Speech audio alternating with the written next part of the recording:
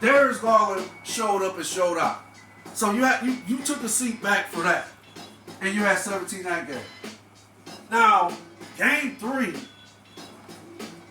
okay, yeah, I think you had 22, but you was turning the ball over and you just wasn't consistent at all. You was playing inconsistent basketball. Taking bad shots, turning the ball over and so forth. Game 5, I don't know if you kicked it last night, somebody stole your wallet, or your girlfriend broke up with you. Those three questions I'm asking are clearly hypothetical, but it's the only thing I can think of why he looks so lethargic, so non-enthused, so unenthused out there. If that makes sense. He looked like somebody slipped him a Vicky or something, or gosh, what's that, volume or something? Because he didn't look like he wanted to play the game at all today, to be honest. It looked like he just was going through the motions. He was taking bad shots. He was shooting up bricks that could build a dang brick house. And his game was atrocious. It was pathetic. And he shot 5 of 18. He was 0 4 from the three-point line. And he had 6 turnovers. So, yeah, that's pathetic. Donovan Mitchell is the best player in the game. Well, supposedly, he's supposed to be the best player in the series. But he's playing like trash. He's playing like he's an average dude at best. He's playing like an average dude in the series, in my opinion. And he's clearly getting outplayed by Jalen Brunson, Josh Hart, Mitchell Robinson, and what's that dude, Isaiah. He's clearly getting outplayed by those guys. So, I mean, even R.J. Barrett outplayed Donovan Mitchell today. R.J. Barrett. You get outplayed by R.J. Barrett. And now, I don't want to hear it from the Knicks fans. I don't want to hear it from none of these Knicks fan analysts. I don't want to hear it from Stephen A. Smith either. Dude, you was the first one to talk about R.J. Barrett and how inconsistent he was this season. And how y'all was talking about, I don't know, maybe we should bench R.J. Barrett and all this and that. Now all of a sudden R.J. Barrett come out of nowhere and he's had 2 good games. 2 good games. But you can contribute that to Jarrett Allen because again, from the game I saw, there was a couple times R.J. Barrett would just literally lay the ball up in his face and occasionally hit a couple turnarounds on him. You 7 feet, dude. You gonna let R.J. Barrett do this to you? I mean, damn, man, I'm gonna tell you what that's about. I'm gonna tell you exactly why R.J. Barrett has found his confidence. So it seems he's found his confidence. And I think it's because he knows that once he gets to the back, once he get in the paint, who's there gonna stop him? Who's there to fear? I don't think Jarrett Allen has displayed any type of intimidation factor at all. So I really think this is why R.J. Barrett, and then, okay, we can even, Josh Hart. I like Josh Hart anyway, so. But even Josh Hart, and Josh Hart, I don't even think Josh Hart is that tall. I want to give him at least 5'11", but, okay, I know he's not as tall as Jarrett Allen, nowhere near Jarrett Allen's height. And you gonna let Jarrett Allen, you gonna allow Josh Hart to literally take you off the dribble from the top of the key and just literally lay the ball up in your face too? I mean, dude, that's just a sign of you just not either ready for the moment or you just weak like that. Or you just don't have it in you. And I'm not gonna say Jarrett Allen don't have it in you, but today he played like he was scared of the contact, or he was just scared to get in these dudes' face and constantly stop these dudes from embarrassing them like that. That's actually embarrassing to let any short guard take you off the top of the key, and you literally while you go, like I'm saying, if he burns you, if he blows by you, that's okay, we get it, you a 7-footer. But if you like going up the guard to do it, and you like literally staying with him, and then he lays the ball up in your face, that's on you. There was one sequence where Josh Hart took him off the dribble from the top of the key, and he went to lay the ball up. And instead of trying to go block it with his left hand, Jarrett Allen tried to block it with his right. And I'm like, why would you try to block it with your right?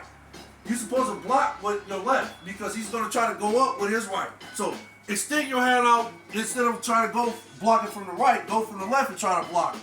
But, okay, like I said, Jarrett Allen, man, it is what it is. Jarrett Allen playing soft this year. He's clearly getting outplayed by Mitchell Robinson and Josh Hart, Jalen Brunson, and that Isaiah God. And I'm bringing these dudes up because, well, actually, I'm not even talking about Isaiah and Mitchell Robinson. I'm not talking about them because they're centers.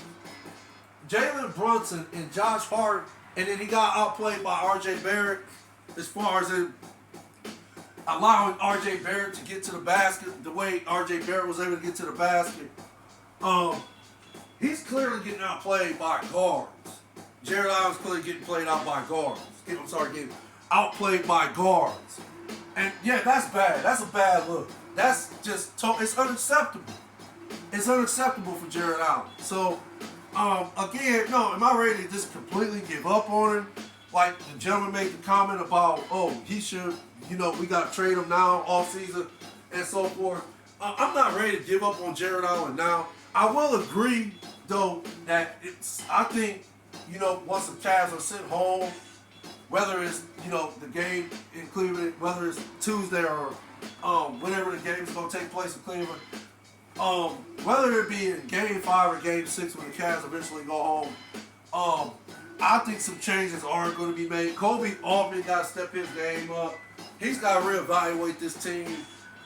He's got to, hey, I've been hearing rumors, I'm not saying it's true, but I've been hearing rumors that J.B. Bickerstaff and his coaching staff, they might be looking to move on for them too this offseason. And again, I'm not saying that's true. I've just been hearing the rumors all season that that's what the Cavs have been, looking to do.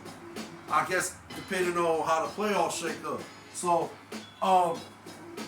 again, I think the Cavs need a wing. They need some players off the bench because their bench is terrible. Isaac Okoro is what he is. He's a good defender in the NBA. He can guard your best player. Can he contain? Can he stop him completely? No, but he can contain him. But Isaac Okoro is hit or miss on the offensive end. And it's mostly miss. So you're not going to really get too much of him offense.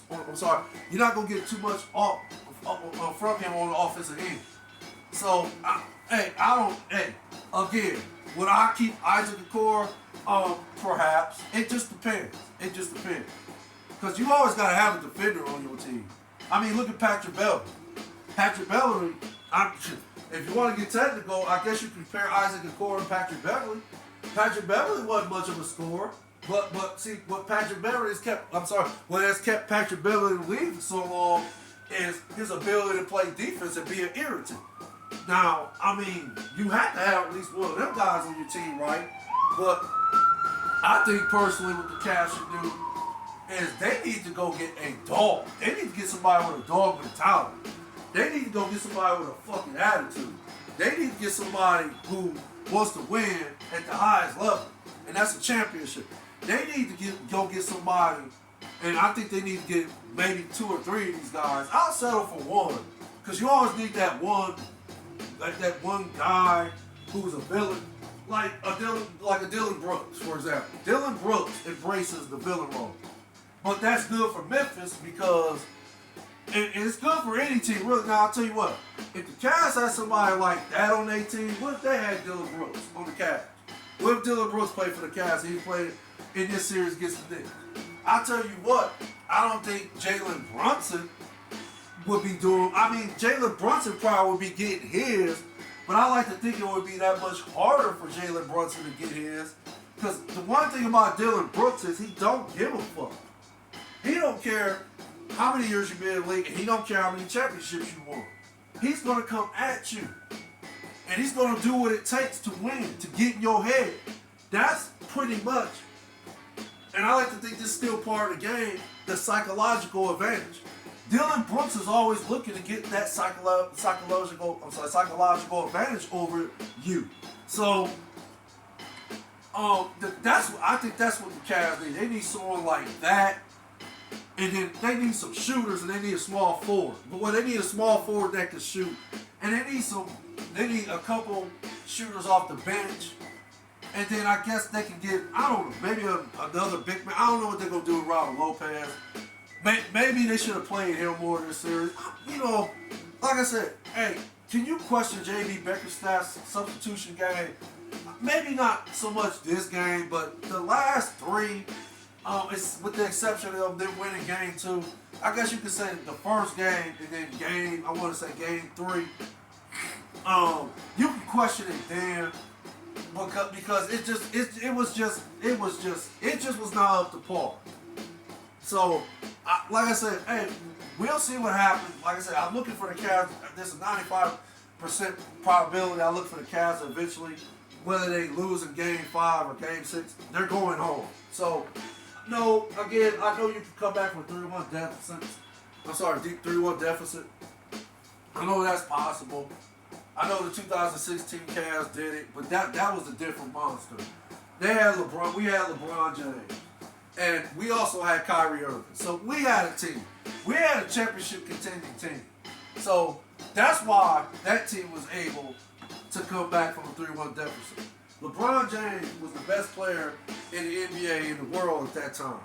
So, and then you got, of course, Kevin Love, who was, I want to say maybe a top 20 player in the NBA at that time. Kyrie Irving was one of the best point guards in the game at that time. J.R. Smith was a threat from the 3, and he could play defense. Richard Jefferson also threat from the 3, could play defense. Then we had Tristan Thompson, who, again, now imagine if Jarrett Allen played like Tristan Thompson. Think about that. If Jarrett Allen could play anywhere near the level Tristan Thompson played during that year we won the championship, this would probably be a different series. So, again, and I get it, today's NBA does not, it's not pretty much geared towards that physicality like it was years ago, decades ago. I get it. I know this is a different game. I know most of the centers don't play like traditional centers. They pretty much play like guards. They play inside out, mostly outside, because they can shoot the 3 now and so forth, can run up and down the court like gazelles and so forth.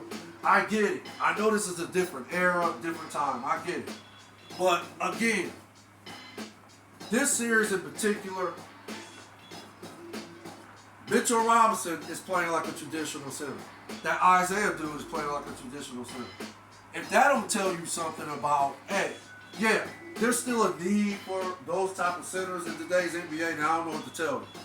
And like I said, that's why I think the Cavs are down 3-1.